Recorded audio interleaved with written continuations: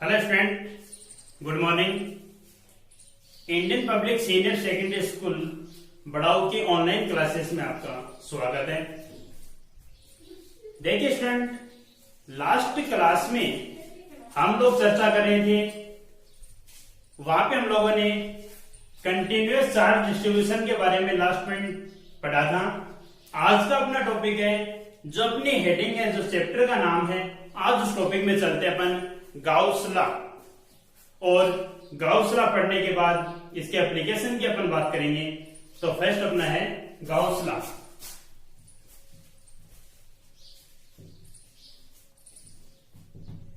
देखिए student, Gauss law कहता क्या है, ये तो आपको पता है कि संबंधित तो किससे है, फ्लक्स से, इलेक्ट्रिक फ्लक्स जो अपन ने पढ़ा था फाई। तो गाउस लॉ रिलेटेड तो किससे है, फ्लक्स से रिलेटेड है। और इलेक्ट्रिक फ्लक्स, इससे पहले भी आपने अध्ययन किया था कि इलेक्ट्रिक फ्लक्स से क्या होता है, इंटीग्रेशन ई डॉट ए, यानी ई डॉट ए या फिर इंटीग्रेशन ई ए कोस थीटा, ये लिखा था अपने। ये तो था इलेक्ट्रिक फ्लक्स। आज चर्चा करें अपन गाउस लॉ। तो गाउस लॉ क्या कहता है, देखो Gauss law, according to Gauss law, then total flux is equals summation q upon epsilon naught। यानी साधारण सी बात अपन कह देंगे कि टोटल फ्लक्स है वो समेशन क्यू और एप्सिलॉन नॉट के रेशियो के बराबर होता है। ठीक है, समेशन क्यू यहाँ पर क्या है, समेशन क्यू उस यूनिफॉर्मली जो अपन ने या इमेजिनरी सरफेस जो अपन ने माना है उससे क्या है, टोटल उसमें चार्ज है। ठीक है, तो फाई कितना बनेगा, summation Q upon epsilon naught. ये तो हो गई एयर की, जैसे मान लो वायु निर्वात की अपन बात करें, एयर की बात हो गई। अब यदि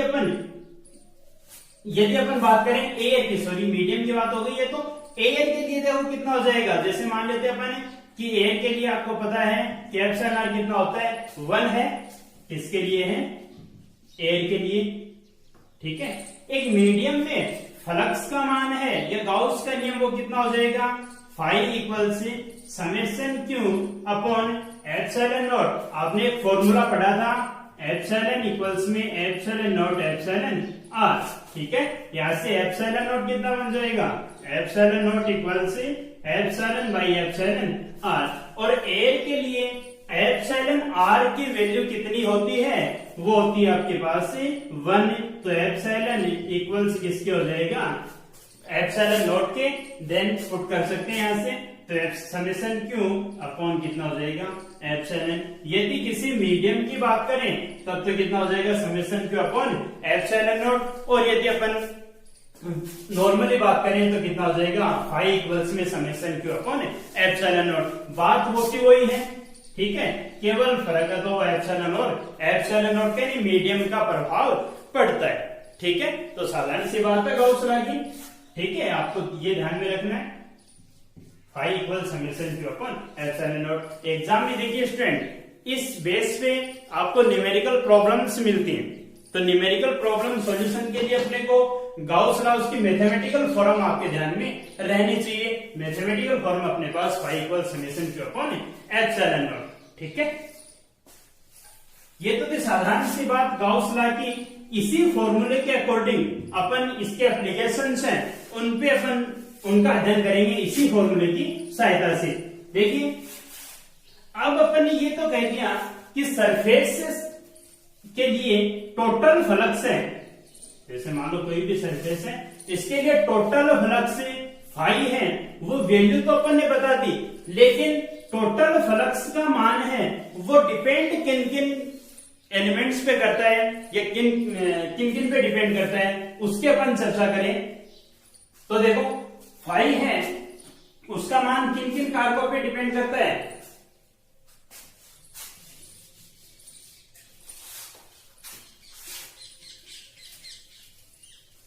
नेक्स्ट पॉइंट अपने पास है इंपॉर्टेंट पॉइंट से लगा देते हैं। For Gauss law, Gauss law के लिए इंपॉर्टेंट इंपॉर्टेंट पॉइंट्स हैं। देखिए सबसे पहली बात तो आपको ध्यान होना चाहिए कि जो फ्लक्स इससे रिलेटेड अपन ने किया था कि टोटल फ्लक्स है वो किन किन एलिमेंट्स पे निर्भर करता है। तो फर्स्ट सबसे पहले तो देखो निर्भरता इसकी बता देते हैं कि किन किन पे डिपेंड है। पहली बात तो टोटल चार्ज जो इस सरफेस के द्वारा सरफेस में टोटल चार्ज है उस पर क्या करता है, निर्भर करता है।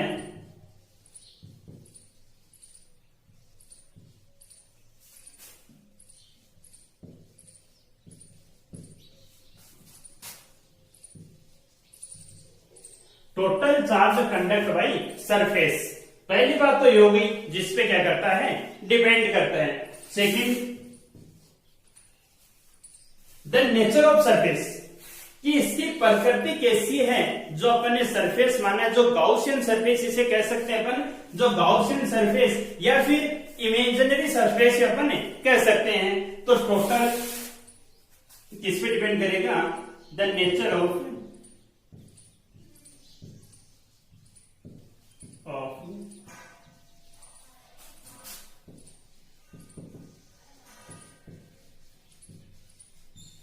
The nature of Gaussian surface. ठीक है, तीसरा डिपेंड इस पे करता है मीडियम, मीडियम कैसा है उस पर भी फ्लक्स का मान है वो डिपेंड करता है। नेक्स्ट अपने पास ये तो होगी इसकी डिपेंडेंस कि किन किन कारकों पे डिपेंड करता है। ये अब अपन बात करें कि किन कारकों पे डिपेंड नहीं करता, तो वो वैल्यू कौन कौन सी हैं।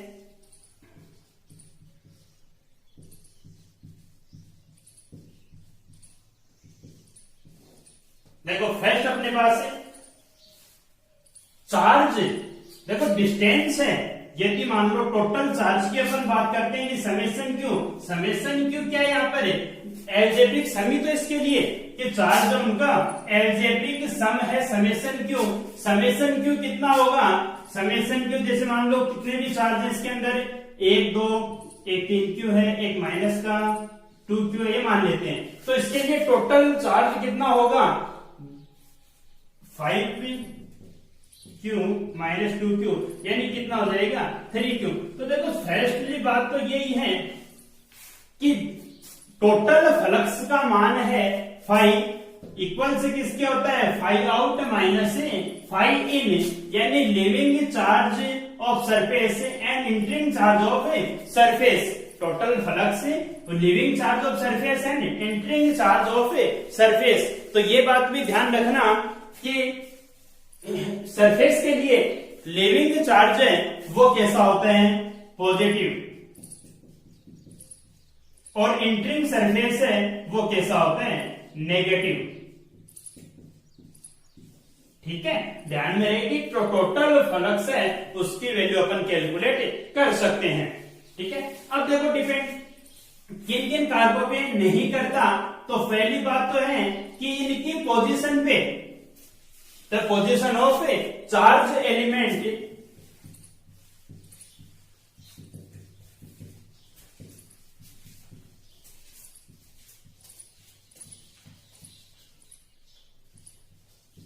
Position of charge element. Second,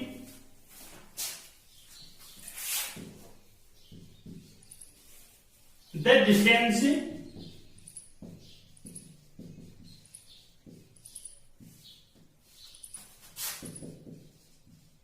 between charges, दोनों के बीच की डिस्टेंस यानी कितने भी चार्ज हो अपने पास, उन चार्ज के बीच के डिस्टेंस पे भी फ्लक्स का मान है वो निर्भर नहीं करता। थर्ड अपने पास है shape of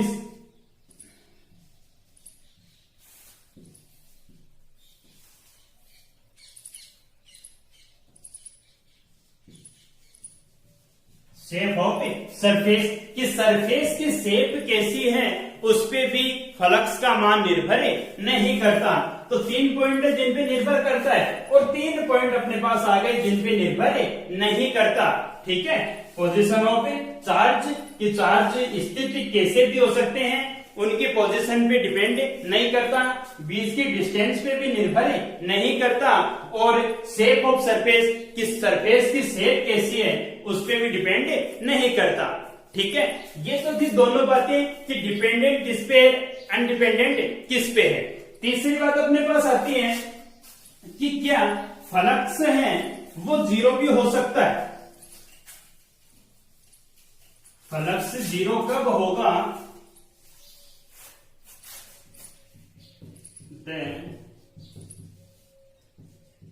total flux is zero. ठीक है, टोटल फ्लक्स है वो जीरो कौन कौन सी स्थिति में हो सकता है। ठीक है, तो देखो फर्स्ट पॉइंट तो अपन ऐसा कह दें कि फ्लक्स जीरो कब होगा, then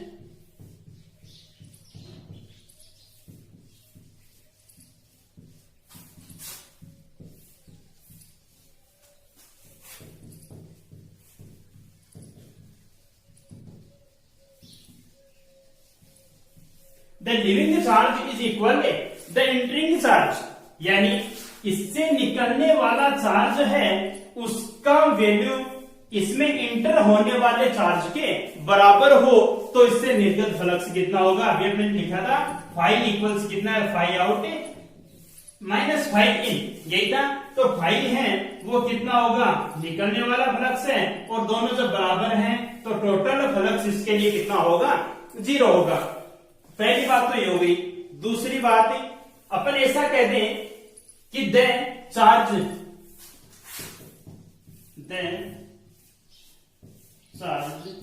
in surface is zero.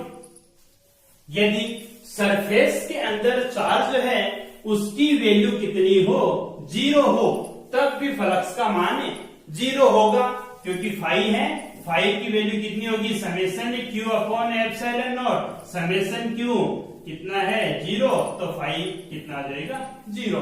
दो बातें हो गई। तीसरी बात अपन ऐसा कह सकते हैं, कोई भी डाइपोल हो, फर्स्ट चैप्टर में आपने पढ़ा था कि डाइपोल क्या होता है, दो चार्ज थे अपने पास से, और दोनों चार्ज हैं वो एक दूसरे से क्या थे, विपरीत थे। तो दोनों के लिए यदि ऐसा इसमें विद्यमान हो कि कोई डाइपोल यदि विद्यमान हो तो कितना होगा, फाइव है वो जीरो होगा। क्यों, क्योंकि समेशन क्यू इसके लिए कितना बनेगा, जीरो बनेगा। सम ऑफ चार्जेस इज इक्वल से जीरो। क्या लिखेंगे, if a dipole is placed in surface. तीन बातें हो गई, कोई डाइपोल विद्यमान हो।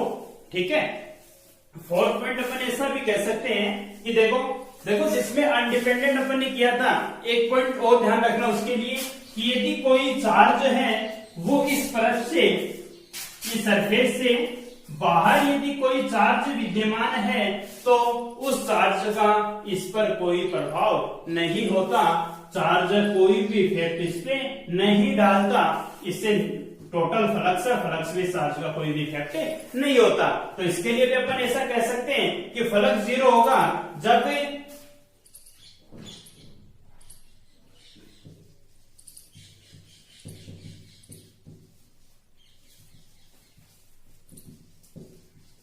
जीरो एंड ए चार्ज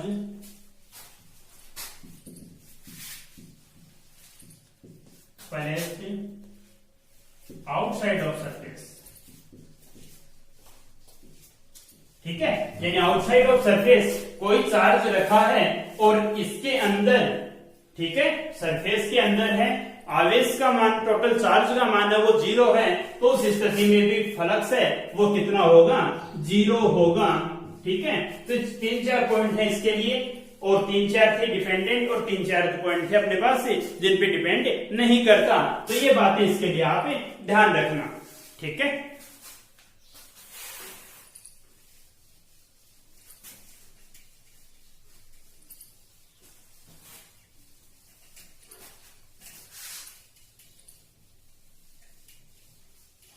देखिए नेक्स्ट पॉइंट की अपन बात करें तो गाउस लॉ जो अपन ने पढ़ा है उस गाउस लॉ का प्रूफ अपन करते हैं, और वो भी किसकी सहायता से, कूलॉम्ब लॉ की सहायता से। Proof the Gauss law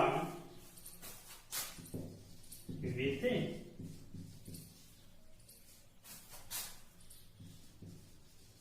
coulomb law. Gauss law को प्रूव करें अपन किसकी सहायता से, कूलॉम्ब लॉ की सहायता से इसे अपन प्रूव करें। तो देखिए आपको पता है कूलॉम्ब लॉ पढ़ा था आपने, कितना था, F इक्वल्स के Q1 Q2 upon R square, यही था। या से इसको ऐसा लिखे, इसके बाद आपने एक पॉइंट चार्ज के कारण इलेक्ट्रिक फील्ड इंटेंसिटी की वैल्यू आपने कैलकुलेट की थी, E इक्वल्स के Q अपॉन R स्क्वायर। ये वैल्यू अपन ने किसकी सहायता से की थी, कूलॉम्ब लॉ की सहायता से की थी। ठीक है, यही तो था अपने पास, F इक्वल्स के Q not upon R square या Q1 Q2 upon R square.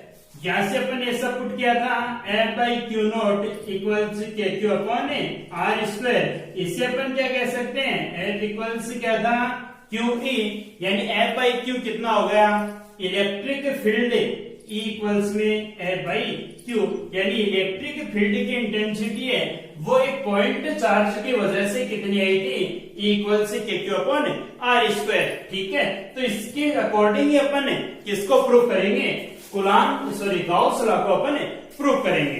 ठीक है, तो देखिए इसके लिए फर्स्टली अपन मान लेते हैं, firstly we consider a point charge Q is placed at a point O। ठीक है, कंसिडर कर लेते हैं अपन कि कोई भी चार्ज है अपने पास प्लस Q है और वो कहां पे प्लेस्ड है, O पॉइंट पे प्लेस्ड है। ठीक है, और इसके लिए R डिस्टेंस पे कोई पॉइंट P प्लेस्ड है। ठीक है, इस पॉइंट पे अपने को किसकी वैल्यू कैलकुलेट करनी है, इलेक्ट्रिक फ्लक्स की वैल्यू कैलकुलेट करनी है। ठीक है, और आपको पता है कि इलेक्ट्रिक फ्लक्स है या कूलॉम्ब लॉ के इलेक्ट्रिक फ्लक्स आपको बताया था उस दिन भी कि एक पृष्ठ के लिए, एक यूनिफॉर्मली पृष्ठ के लिए काम में आता है गाउस लॉ। ठीक है, और फ्लक्स है वो भी किसके लिए होता है, एक बंद पृष्ठ होना चाहिए अपने पास, उसके लिए अपने फ्लक्स का मान उसी के लिए अपने निकाल सकते हैं। ठीक है, तो देखो इसके लिए पहली बात तो क्या है, अपने को एक पृष्ठ की कल्पना करनी है, एक गाउसियन पृष्ठ की कल्पना करनी है। तो जैसे मान लेते हैं कि इसके लिए एक गाउसीय पृष्ठ, स्फेरिकल सेल जो अपन ने क्या किया, कंसिडर कर लिया। ठीक है, और इस पर एक एलिमेंट मान लेते हैं dl। ठीक है, एक एलिमेंट मान लिया dl। अब देखिए पॉइंट चार्ज अपन की अपने पास कौन सा है, प्लस Q, और पॉइंट चार्ज प्लस Q, इसकी वजह से इलेक्ट्रिक फील्ड इंटेंसिटी उसकी डायरेक्शन कैसी होती है, आउटसाइड ऑफ पॉइंट से, यही होती है। तो इलेक्ट्रिक फील्ड तो कौन सी बन जाएगी, ये बनेगी। ठीक है, दूसरी बात मैंने आपको बताई थी इसी चैप्टर के शुरुआत में अपन ने पढ़ा था कि वेक्टर एरिया उसकी डायरेक्शन कौन सी होगी, perpendicular and outside of a surface, यही था, perpendicular and outside of a surface. ठीक है, एलिमेंट है, स्मॉल एलिमेंट है, तो स्मॉल एलिमेंट में वैल्यू अपन एरिया की पुट कर देते हैं। ठीक है, अब देखिए आपको पता है कि पॉइंट चार्ज की वजह से इलेक्ट्रिक फील्ड इंटेंसिटी का मान कितना होता है। ठीक है, वैल्यू आपको पता है कितनी थी, E इक्वल से के Q अपॉन में R स्क्वायर, ये वैल्यू थी। ठीक है, एक पॉइंट चार्ज की वजह से इलेक्ट्रिक फील्ड इंटेंसिटी की वैल्यू फर्स्ट चैप्टर में आपने कैलकुलेट की थी, E इक्वल से के Q अपॉन R स्क्वायर, और वहां से यदि नहीं भी ध्यान में हो तो अभी मैंने भी आपको बताई है कि वैल्यू कैसे अपन कैलकुलेट करते हैं। ठीक है, तो देखिए अब आपको पता है कि टोटल फ्लक्स है, स्फेरिकल सेल अपने पास है, टोटल फ्लक्स कितना होगा, 5 इक्वल्स इंटीग्रेशन ई डीएस, ठीक है, डीए माना अपने, तो क्या हो गया ई डीए, ये बनेगा, यानी कितना होगा 5 इक्वल्स इंटीग्रेशन ई डीए कोस थीटा, ये वैल्यू बनेगी, ठीक है, 5 इक्वल्स में ई डीए कोस थीटा। अब आपको पता है, देखिए 5 इक्वल्स, पहले तो एंगल देखिए कोस थीटा, थीटा क्या है, the angle between E and A, angle between electric field and vector area, यही है। तो देखिए एंगल कितना बना दोनों के बीच में, दोनों एक दूसरे के पैरेलल है, पैरेलल है, तो एंगल कितना बनेगा, थीटा इज इक्वल से 0, देन कोस 0 इज इक्वल से 1, ये वैल्यू होगी, थीटा 0 है तो कोस 0 कितना होगा, 1 होगा, तो 5 है, फ्लक्स कितना बनेगा, इंटीग्रेशन ई डी ए, ठीक है। देखिए 5 इज इक्वल से ई की वैल्यू है अपने पास कितनी है, के क्यू अपॉन आर स्क्वायर, तो लिख सकते हैं इंटीग्रेशन के क्यू अपॉन आर स्क्वायर, साथ में वैल्यू कितनी है डी ए। अब देखो 5 के Q upon are square constant value है, के है वो भी कॉन्स्टेंट है, आर स्क्वायर डिस्टेंस है वो भी कॉन्स्टेंट है, निश्चित ही तो मान अपने पास, और क्यू है तो चार्ज अपन ने माना है प्लस क्यू, तो ये भी एक कांस्टेंट वैल्यू है, तो कांस्टेंट वैल्यू को बाहर निकाल दीजिए, के क्यू अपॉन आर स्क्वायर और इंटीग्रेशन डी ए, ये बनेगा इंटीग्रेशन डी ए कितना होता है, एक स्पेरिकल सेल है, स्पेरिकल सेल के लिए इंटीग्रेशन डी ए का मान कितना होता है पता आपको, देखो इंटीग्रेशन डीए का मतलब डीए तो एक स्मॉल एलिमेंट है उसका एरिया हो गया, और इंटीग्रेशन कर दिया इसका मतलब क्या है कि टोटल जो भी सरफेस अपन ने माना है उस सरफेस का एरिया हो जाएगा, कितना बनेगा इंटीग्रेशन डीए इक्वल से कितनी होती है, स्फेरिकल सेल के लिए एरिया कितना होता है 4 पाई आर स्क्वायर, ठीक है। तो देखिए कितनी वैल्यू बनेगी यहां से, 5 इज इक्वल से K Q upon are square into 4 pi R square, ठीक है। अब आपको पता है कि जो के एलिमेंट है कांस्टेंट एलिमेंट है, ठीक है, इसके लिए वैल्यू कितनी बनेगी 5 इक्वल से के की वैल्यू आप जानते हो कितना होता है 1/4 पाई एप्सिलॉन नॉट, यही होता है, तो कितना हो जाएगा 5 इज इक्वल से 1/4 pi epsilon naught Q upon are square into 4 pi R square, ये बनेगा, कैंसिल होते हैं उनको कैंसिल कर दो, 4 पाई से 4 pi cancel, R square cancel, यानी 5 इज इक्वल से क्यू अपॉन एप्सिलॉन नॉट, ये देखिए क्या है अपने पास गाउस लॉ, यही पढ़ा था अपन ने, 5 इज इक्वल से क्यू अपॉन एप्सिलॉन नॉट। दूसरी बात आप यहां से ध्यान रखना कि एक स्पेरिकल सेल है अपने पास, उस स्पेरिकल सेल से जो लिविंग फ्लक्स है कितना होगा क्यू अपॉन एप्सिलॉन नॉट। कई बार एग्जाम में क्वेश्चन पूछ लेता है, जैसे मान लो पिछले वीडियो में अपन ने इलेक्ट्रिक फ्लक्स की जब चर्चा की थी उस समय क्वेश्चन बताया था कि एक हाफ स्पेरिकल सेल था अपने पास, ठीक है, और उसके लिए अपन ने लिविंग इलेक्ट्रिक फ्लक्स की वैल्यू कैलकुलेट करनी थी, तो उसके लिए भी अपन ने ये किया था कि उसको टोटल एक स्पेरिकल सेल बनाया और उसके लिए वैल्यू अपन ने निकाली थी 5, वो कितना था 5-2, यानी 5 कितना बना था Q/2 एप्सिलॉन नॉट, उसके लिए ये वैल्यू बनी थी अपने पास, ठीक है। तो ध्यान रखना ये कौन सा टॉपिक होगा अपना, अच्छा टॉपिक है, एग्जाम की दृष्टि से भी अच्छा है, ठीक है। तो ध्यान रखना कि प्रूफ है वो कूलॉम्ब लॉ की सहायता से अपन ने कौन सा प्रूफ किया है, गाउस लॉ को प्रूफ किया है, ठीक है। नेक्स्ट इसके बाद अपने पास अपना पॉइंट आता है कि गाउस लॉ एप्लीकेशन, इसके एप्लीकेशन की अपन चर्चा करेंगे। तो इसके एप्लीकेशन नॉर्मली अपने पास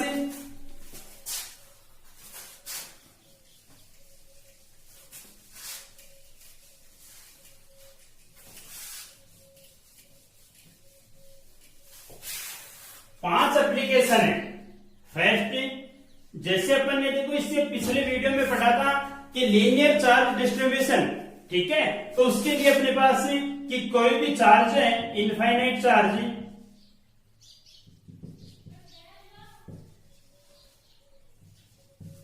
फॉर ए लाइन।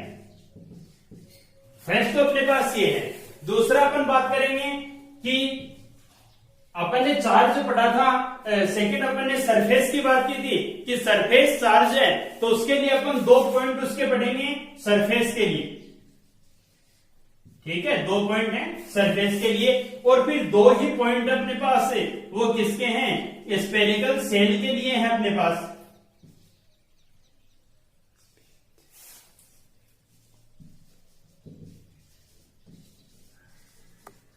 ठीक है, 2 पॉइंट है वो किसके, ऐसे करके अपने पास गाउस लॉ के कितने एप्लीकेशन है, 5 एप्लीकेशन।